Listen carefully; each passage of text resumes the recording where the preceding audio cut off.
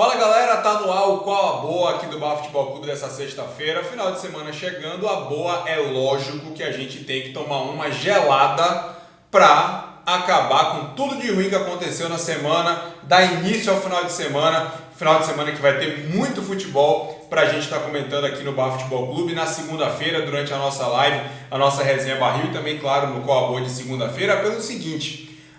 No domingo a gente tem, além da rodada da Série A e da Série B, o Vitória vai jogar neste domingo, a gente também tem a grande decisão do Campeonato Baiano da Série B, entre Olímpia e Docimel. Para falar rapidinho desse jogo, eu comentei essa partida lá em Piauí entre Docimel e Olímpia, e é o seguinte, a equipe do Olímpia chega favorita, tem um time melhor, tem jogadores que me chamaram a atenção, como o Jonas, que marcou 2 gols na vitória do Olímpia por 2-1 de virada, o próprio Chorinho, que é o artilheiro com 8 gols da Série B, e o bom lateral esquerdo, Williams Luiz, bate bem na bola, sabe fazer bem o arco, e o conjunto do Olímpia, que tem Bidangue, do ex-Vitória, ex-Santos, como camisa 10, o Olímpia chega com, além de ter o melhor conjunto do que o Docimel, chega com a grande vantagem de, jogando em Pituaçu, às 3 horas da tarde deste domingo, a equipe do Olímpia tem a vantagem de jogar por um empate. Se empatar, o Olímpia, além de ser campeão, sobe para a primeira divisão no ano que vem. O Olímpia, que tem Anderson Talisca como principal acionista, dono, presidente, enfim,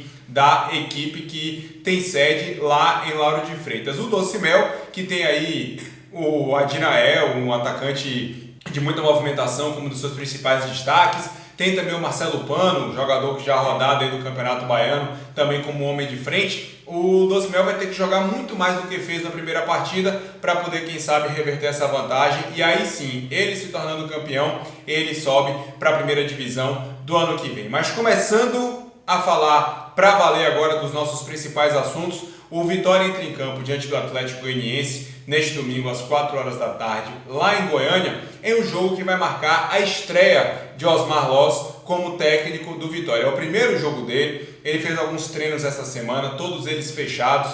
Aí você está se perguntando, qual vai ser a equipe do Vitória que vai a campo diante do Dragão, que briga para entrar no G4, enquanto que o Vitória, por sua vez, briga para sair da zona de rebaixamento da Série B? Boa pergunta. Porque você imagina que tem vários jogadores que chegaram novos, alguns jogadores que ainda sequer foram registrados no boletim informativo da CBF, o BID, por exemplo, o zagueiro Zé Ivaldo, que chegou aí com pompas de titular, ainda não está regularizado. Ele tem até hoje para poder aparecer no BID, até às 6 horas da tarde de hoje, para poder aparecer no BID e ser escalado pelo técnico Osmar Loz. Você tem uma dúvida lá na frente, Neto Baiano, o Anselmo Ramon, tem Rui que voltou a treinar normalmente ao longo da semana, será que vai para o jogo? Ou será que ele joga com 3 volantes? Será que ele vai com 2 volantes e mantém o esquema de Tencate? Na direita, Matheus Rocha está em baixa, não está nem sendo relacionado. Ele treinou o Ellison, que é da base, é da posição, e Matheus Farinha, que também é da base,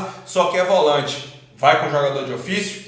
Vai com o jogador improvisado? Então são várias as dúvidas na equipe do Vitória. O Vitória que pelo menos precisa pontuar diante do Atlético Goianiense. O Vitória vai encarar uma sequência bem complicada, né? Porque pega o Atlético Goianiense, depois tem o RB Bragantino, tem o Sport e antes da parada da Copa América ainda tem o Oeste. Essas 4 equipes hoje estão acima do 8º lugar da Série B. O Vitória não vai ter vida fácil. Essa parada da Copa América pode ser fundamental para que Osmar Loz aí sim tenha tempo para arrumar a casa, para conhecer os jogadores, para encontrar uma melhor forma desse time jogar, seja ela de posse de bola, como ele gosta de jogar, com a vocação mais ofensiva, ou de repente voltar a manter o Vitória no esquema reativo de contra-ataque. Tudo é uma incógnita, tudo é uma dúvida, mas se a gente aqui fosse apostar, fosse imaginar um possível time baseado no que o Vitória tem à disposição hoje e no que Osmar Loz vinha desempenhando no Corinthians como seus conceitos táticos e no Guarani, o Vitória deve jogar no 4-2-3-1 com Lucas Arcanjo no gol, o Ellison na lateral direita, uma zaga com Everton Senna, e aí fica a dúvida, Dedé, Zé Ivaldo se for relacionado, ou Ramon, e na esquerda Capa, até porque é o único lateral esquerdo praticamente que o Vitória tem no elenco. Apostaria em 2 volantes, Marciel e Léo Gomes, a mesma dupla diante do São Bento, e lá na frente, já que o único desfalque confirmado no Vitória é Juan Levine, não joga, recebeu o 3º cartão amarelo, o Vitória pode ir a campo com Felipe Garcia, Rui, como eu disse, ele treinou bem ao longo da semana. E na esquerda, Nixon e Felipe Garcia podem se inverter, Rui pode chegar mais à frente, enfim, pode ser um 4-2-3-1 variando para um 4-4-2. A gente não sabe dizer qual será a equipe de Osmar Lois com total precisão. E lá na frente, já que Neto Baiano não consegue fazer gol e Anselmo Ramon foi contratado para ver se muda esse cenário, Anselmo Ramon pode ganhar uma chance na equipe de cima. Então, se eu fosse apostar, Lucas, Wellington, Everton, Senna e Dedé, Capa na lateral esquerda, Léo Gomes e Marcial, Nixon, Rui, Felipe Garcia e lá na frente Anselmo Ramon. Essa pode ser a equipe do Vitória que joga contra o Atlético Goianiense. Aí no domingo, um pouquinho mais à tarde, às 7 horas da noite, o Bahia entra em campo num jogo que Cássio Cardoso tem uma célebre frase que eu acho extremamente interessante.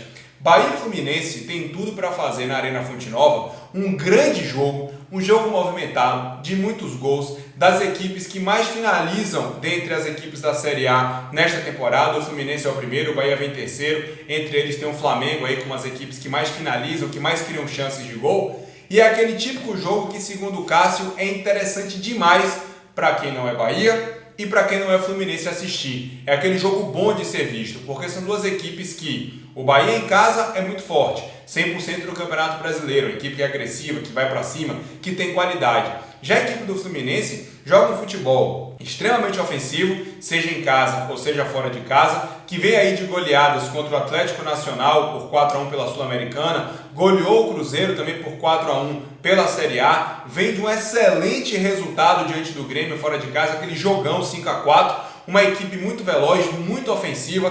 Para você ter uma noção, o Fluminense foi a campo ontem pela Sul-Americana com um volante, 2 meias, 2 pontas e João Pedro, o garoto de 17 anos que em 6 chutes para o gol, meu amigo, fez 6 gols. Em 3 jogos dele, nessa retomada aí com o Fernando Diniz, ele que ganhou uma chance no time de cima, o garoto já fez 6 gols com a camisa do Fluminense, ele que já está vendido para o Watford da Inglaterra e não fica muito tempo no tricolor das Laranjeiras, então ele ainda pode aprontar muito antes de ir, torcer para que ele não tenha tanta sorte assim, nem tanta competência como vem tendo nos últimos jogos. Mas para falar do Bahia, a grande dúvida de Roger Machado, que é a minha dúvida e que pode ser a sua também, é a seguinte: com qual equipe ele vai a campo? Ele repete o esquema com 3 volantes em casa, que deu certo contra o São Paulo, sabendo que o Fluminense vai vir para cima, ou ele desmancha o sistema com 3 volantes, porque jogando em casa o Bahia tem que se impor, tem que ir para frente e de repente Ramires volta a campo, volta como titular. Eu, se fosse Roger, se fosse para manter o esquema, manteria diante do São Paulo na próxima quarta-feira pela Copa do Brasil, porque aí sim é um jogo onde o Bahia tem que ter mais controle, onde o São Paulo vai vir para cima a todo custo, por se tratar de uma eliminatória da Copa do Brasil, e o Bahia mesmo em casa pode respeitar um pouquinho o São Paulo e sair no contra-ataque, porque fatalmente vai encontrar o espaço. Mas diante do Fluminense, no jogo onde o Bahia tem que vencer para continuar somando pontos em casa, eu acho que Roger pode desmanchar sim o esquema com 3 volantes e voltar Ramires no time titular. E fica a dúvida, será que alguém vai ser poupado? Será que alguém está cansado? Será que visando o jogo de quarta-feira contra o São Paulo pela Copa do Brasil aqui em Salvador, será que Roger vai se precaver e poupar algum jogador? Se todo mundo tiver 100%, não tem que poupar ninguém, até porque os 2 próximos jogos do Bahia são aqui em casa e não tem o cansaço da viagem. Então, eu, se fosse Roger, para escalar o Bahia diante do Fluminense, iria de Douglas, Nino, Hernando, Lucas Fonseca e Moisés, tiraria Elton, Douglas Augusto e Gregory, iria de Arthur ou Arthur Kaique, que deve ser escalado como titular, Ramires, Elber e lá na frente Gilberto, porque Fernandão, infelizmente, está vivendo uma fase muito ruim. O Bahia precisa para esses jogos de mais mobilidade, de mais velocidade, e Gilberto, se encontrar as chances que Fernandão vem tendo e que ele não vem tendo, quem sabe Gilberto possa ter mais sorte ou principalmente mais competência do que o camisa 20, porque Fernandão, pelo que ele está produzindo, de fato merece sentar no banco. Mas um domingo de muito futebol, começando com a Série B do Baiano, depois a gente vai para a Série B do Campeonato Brasileiro com Atlético Goianiense e Vitória, e fechando o domingo de futebol muito importante aqui pra gente, Bahia e Fluminense pela Série A do Brasileirão. Essa é a boa da sexta-feira. Se for beber, não dirija, com muita responsabilidade, e na segunda-feira a gente se encontra na nossa resenha Barril, a nossa live às 8h30 da noite no barfc.com.br. Tá certo, galera? Valeu, um abraço, bom final de semana para todo mundo.